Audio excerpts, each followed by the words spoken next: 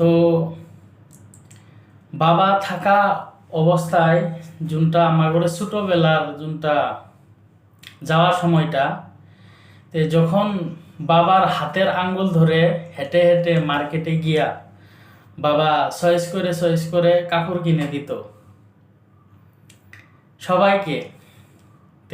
ওই টাইমটার ঈদের টাইমটা যত ফুর্তি, যত আমোদ, যত মানবীয়তা ওই টাইমটাই আসিল।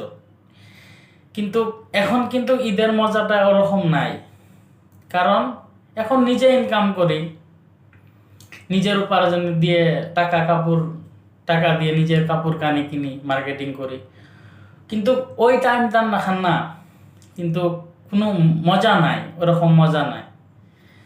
এখন মানে কি হয়ে গেছে, মানে টাকা থাকলেও মানে নিজের জন্য কিছু কিনতে মন যায় না, নিজেরে মানে পরিপাটি হিসাবে রাখারও মন যায় না ওরকম। কারণ এখন মানে ফ্যামিলি নিজে না পড়িয়াও তো ফ্যামিলির পড়ান লাগে। ওইটাই বিশেষ করে আমাদের ছেলেদের ঈদ ওরকম স্পেশাল কিছু নাই। আলহামদুলিল্লাহ সেমনি মানে নর্মাল হিসাবে আমরা পোশাক পরি। কিন্তু ওই ছোটবেলার টাইমটা যখন বাবার হাত ধরে যখন মার্কেটে গিয়া মার্কেট করতাম, ওইটার নাখান মানে এখন আর ঈদের মানে যোনটা শান্তি মজা আগের নাখান আর নাই।